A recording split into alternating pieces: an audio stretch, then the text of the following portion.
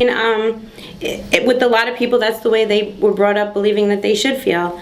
And in that lifestyle, most of the men didn't want to let outsiders in. So in the Mafia, it wasn't, per se, oh, we don't want a black guy around us. We don't, it's called this thing of ours. It's an Italian thing. There were really no outsiders, whether you were Jewish, black, Hispanic. It was, Cosa Nostra. It was Italian, and where it started was Italy, and basically it was the Italians feeling that they were going to protect and control their own people. So, not to get too far off the topic, but yes, I do feel that there is, racism, and I still feel it today. Even in my community now, coming back, people still talk about, my decision to have a biracial child, and honestly, I'm the type of person that don't care. I feel like everybody bleeds one color, and that's red. So, personally, in my household, even though, I had asked this question to my father, if you didn't cooperate and I would have brought home Dave, what would you have done? And he said, I would have been able to accept you, but publicly I wouldn't have been able to, because it would have shown a sign of weakness. So I would have had to disown you. And him being in the position that he is, he couldn't show weakness. So, I guess that we're all glad that it happened after he cooperated. That's the one thing I can say. I'm glad he cooperated, because it made my love life much easier.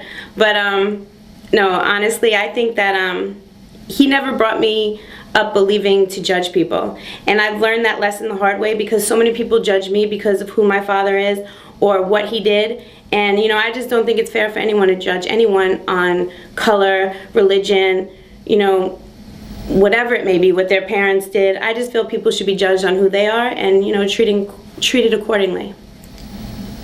Do you see these types of attitudes changing, over time, or is it still that same kind of hard line, we don't like anyone outside of our own race? I think that it is changing a little bit, but I have to honestly say, even me going back to Staten Island, I've heard, through my ex-boyfriends and people that, or even on Mob Wives, that I'm a nigga lover. Why am I on the show? I even hate to say the word, but if that's what people want to call me, then that's what I am.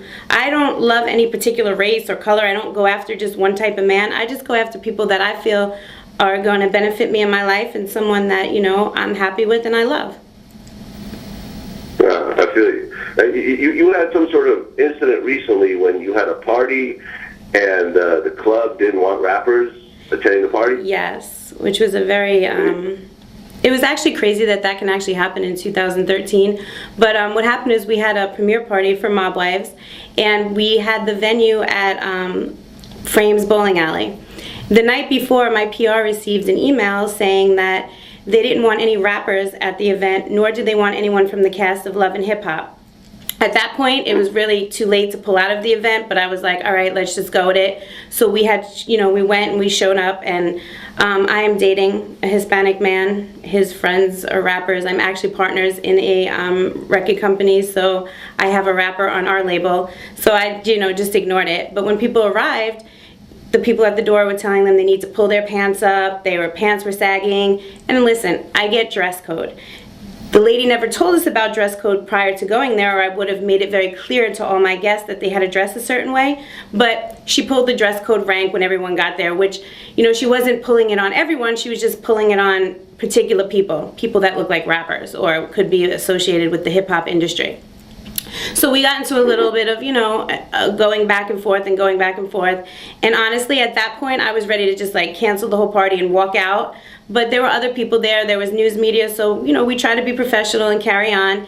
And actually, one of the reporters from Vibe magazine, or she works with a lot of urban, cultured, online magazines, had told me that she RSVP'd to the event, and the lady that was there told her, you're more than welcome to come. We have no problem hosting you, although do not mention the name of our facility in any of your urban outlets and magazines. To me, that's racist.